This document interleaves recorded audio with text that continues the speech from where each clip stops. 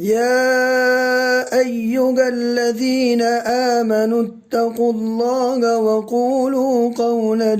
سديدا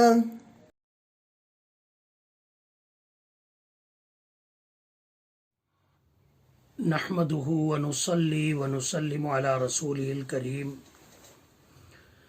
أما بعد فأعوذ بالله من الشيطان الرجيم بسم الله الرحمن الرحيم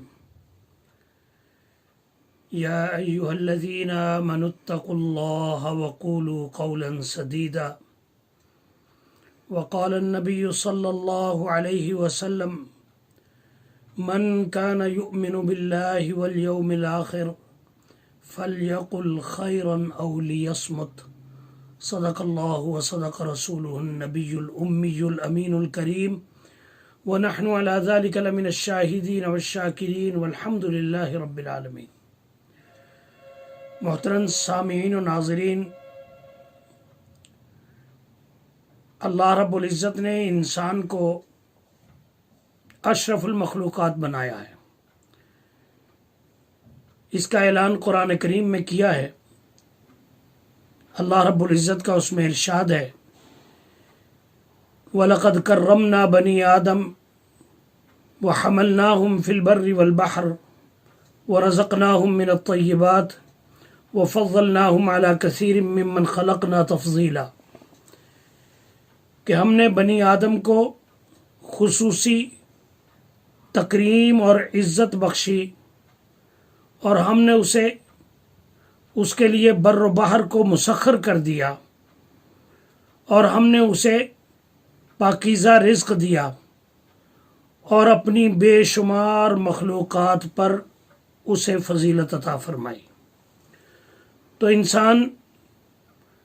اللہ رب العزت کی نظر میں اس کے مقرر کردہ اصول میں اشرف المخلوقات ہے۔ اب اشرف المخلوقات انسان ہے، اور پھر ان انسانوں میں سے مومن افضلیت کے مالک ہیں۔ ان کو اللہ نے افضلیت عطا فرمائی ہے دیگر تمام انسانوں پر۔ اب مومن اس دنیا میں نبی اکرم صلی اللہ علیہ وسلم کی لائی ہوئی تعلیمات اور دین کا پابند ہے، اور ایک با مقصد مخلوق ہے۔ آج دنیا میں جو اپنی بات کو دوسروں تک پہنچانے کے ذرائع میسر آئے ہیں، ماضی میں یقیناً ایسے نہ تھے، اور پیغام رسانی کا یہ جو اللہ رب العزت نے انسان کو وسیلہ عطا فرمایا ہے، تاریخ کے مطالعے سے پتہ چلتا ہے کہ اس کا آغاز اس وقت ہوا تھا کہ جب حضرت ابراہیم و اسماعیل علیہ السلام خانہ کعبہ کی تعمیر سے فارغ ہوئے، تو اللہ رب العزت نے انہیں حکم دیا کہ اذن فی الناس بالحج، ابراہیم کعبہ کی چھت پہ چڑھ جاؤ اور یہاں کھڑے ہو کر لوگوں کو بیت اللہ کے حج کی طرف بلاؤ، اعلان کرو کہ کعبہ تعمیر ہو گیا، حج کے لیے آ جائیں۔ حضرت ابراہیم علی نبینا علیہ الصلاۃ والسلام نے عرض کیا کہ یا رب العالمین، یہاں تو دور دور تک کوئی آبادی نہیں، میری آواز محدود ہے، اور آبادی دور دور تک کوئی نہیں ہے، میری آواز ان تک کیسے پہنچے گی؟ تو اللہ رب العزت نے فرمایا، ابراہیم، میرا حکم پورا کرتے ہوئے اعلان کر دینا تیرا کام ہے، تیری آواز کو دنیا کے کونے کونے تک پہنچانا میرا کام ہے۔ تو یہ پیغام کو پہنچانے کا اس وقت سے جو سلسلہ شروع ہوا، اب اس میں روز بروز جدت آتی چلی گئی۔ انسان کی دسترس میں، اس کے علم میں جو کچھ اضافہ ہوتا چلا گیا، اس سے نئے نئے ذرائع میسر آتے چلے گئے، اور حتیٰ کہ آج ہم یہاں تک پہنچ چکے ہیں جو میڈیا کے وسائل و ذرائع ہمارے سامنے موجود ہیں۔ یقیناً بات کو پہنچانے کا اہم ترین ذریعہ آج سوشل میڈیا ہے، لیکن انتہائی افسوس سے کہنا پڑتا ہے کہ اللہ رب العزت کی انتہائی بامقصد مخلوق انسان اور پھر مسلمان خاص طور پہ آج بے مقصدیت کی نظر ہو چلے ہیں. آج یوں لگ رہا ہے کہ جیسے صرف میڈیا میں نمودار ہونا، اپنا وجود دکھانا، اپنی شخصیت کو وہاں پیش کرنا بس یہی مقصد بن گیا ہے. حالانکہ بات یہ ہے کہ بولنا بھی بذات خود کوئی مقصد نہیں ہے، لیکن اپنی بات اور پیغام دوسروں تک پہنچانے کے لیے ذریعہ ضرور ہے بولنا.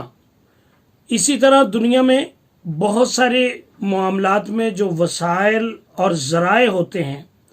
ان کو ذریعے کی حد تک ہی رکھا جاتا ہے. مثلا میں یہ بھی اس میں کہوں گا کہ کھانا پینا بذات خود کوئی مقصد نہیں ہے، لیکن جسم و جان کا رشتہ باقی رکھنا اور جسم کو توانائی دینا، تقویت پہنچانے کے لیے اللہ رب العزت نے انسان کے لیے یہ جسے رزقناہم من الطیبات فرمایا کہ پاکیزہ چیزوں کو کھانے کا حکم دیا، اجازت دی، اس کے لیے مشروع اور اس کے لیے ان کو حلال کیا ہے. لیکن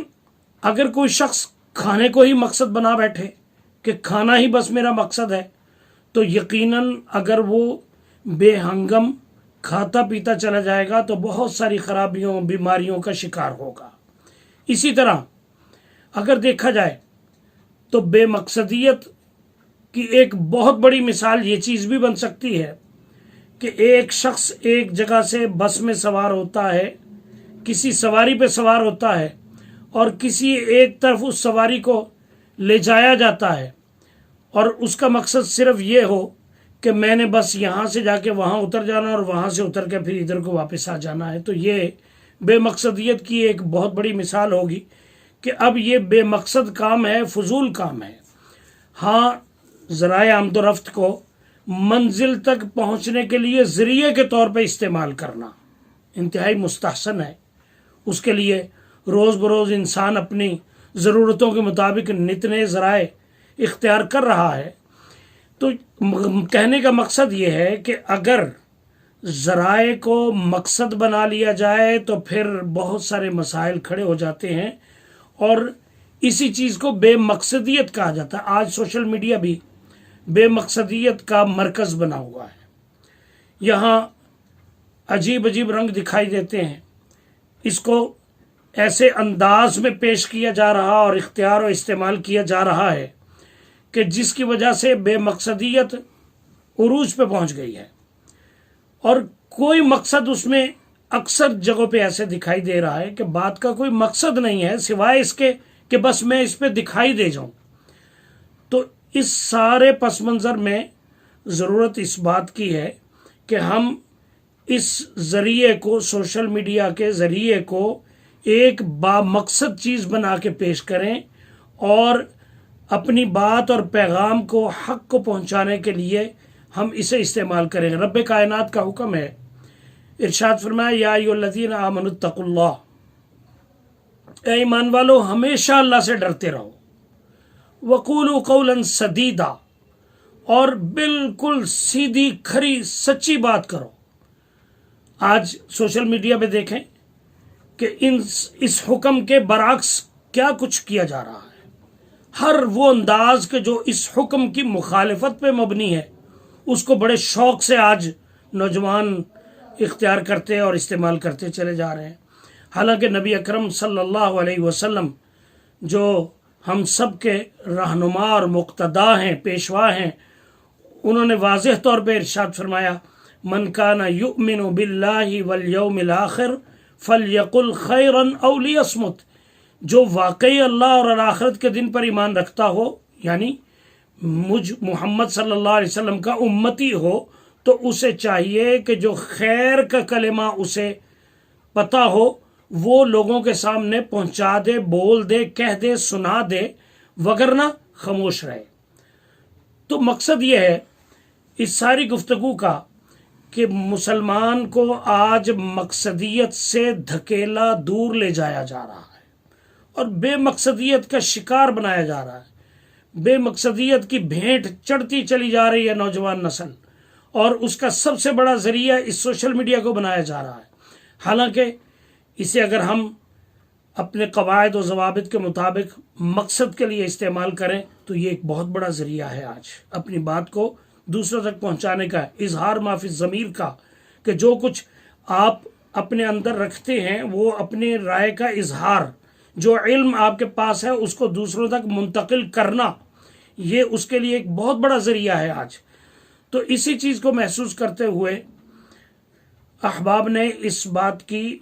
آج یہ ایک کوشش کی ہے، جس کا آج آغاز ہے کہ ہم اس سوشل میڈیا کو ایک بامقصد استعمال میں لے کے آئیں اور اس کو اپنے حق کے پیغام کے لیے استعمال کر کے یہ اور قیمتی بنا لیا جائے۔ اس کے لیے یہ بیداری کے نام سے اس چینل کا آغاز ہوا ہے۔ انشاءاللہ ہماری کوشش ہوگی آپ کے تعاون سے، آپ کی دعاؤں سے، کہ ہم زیادہ سے زیادہ آپ کے لیے اچھے سے اچھا اور بہتر سے بہتر پروگرام جو قرآن و سنت کے مطابق ہو، اور قرآن و سنت میں بھی آج ہم دیکھ رہے ہیں اس سوشل میڈیا پر ہی کہ قرآن و سنت کے نام پہ بھی جو تشریحات اس کی جا رہی ہیں آگے، اس میں ہمارا جو ایک سلسلہ ہے جو صحابہ کرام رضوان اللہ علیہ مجمعین سے، جو حضور اکرم صلی اللہ علیہ وسلم کے اولی مخاطب اور سامع تھے، انہوں نے جو تشریحات آپ صلی اللہ علیہ وسلم سے سن کر قرآن و سنت کی ہیں وہی صرف معتبر ہیں، لیکن آج اس کے برعکس اپنی منچاہی تشریحات پیش کر کے امت کو اسلاف کے اس پاکیزہ سلسلے سے توڑا جا رہا ہے۔ تو ہماری کوشش ہوگی کہ پھر سے اس سلسلہ کو جوڑا جائے، اسلاف سے ہمارے تعلق کو مضبوط تر بنانے کے لیے انشاءاللہ یہ بیداری کے نام سے جو چینل شروع ہوا ہے اس کو آگے بڑھایا جائے گا، بامقصد اس میں اچھے سے اچھے انشاءاللہ پروگرام اچھے انداز میں۔ اور ہمیں اس بات کا بھی اعتراف ہے کہ یقیناً بہت سے لوگ اس سوشل میڈیا پر وہ بھی ہیں جو الحمدللہ ایک اچھے انداز میں چل رہے ہیں، تو ہم اس اچھائی میں اور اضافہ چاہتے ہیں۔ اس میں قطعاً ایسا نہیں ہے کہ ہم بلا وجہ کسی کو دھکیلنا گرانا چاہتے ہیں، کسی کی بلا وجہ تردید کرنا چاہتے ہیں، نہیں۔ ہم تو حق جو صاف اور واضح ہے، جس کی تشریحات ہمارے اکابر سے، اسلاف سے جو سلسلہ چلتا ہم سے وہاں تک پہنچتا ہے صحابہ کرام کے ذریعے محمد الرسول اللہ صلی اللہ علیہ وسلم تک، اس سلسلے میں اس نوجوان نسل کو جوڑا جائے اور پرویا جائے۔ تو انشاءاللہ اس کے لیے ہم اس بیداری چینل سے مختلف پروگرام وقتاً فوقتاً عنوانات اس کے پیش کرتے رہیں گے۔ اللہ رب العزت سے دعا ہے کہ رب کائنات ہمیں حق بات کہنے، سننے، سمجھنے اور عمل کرنے کی توفیق میسر فرما دے، اور پھر کہیں سنی ہوئی بات کو امت مسلمہ کے لیے بہت زیادہ ہدایت کا ذریعہ بنا دے۔ وآخر دعوانا ان الحمدللہ رب العالمین۔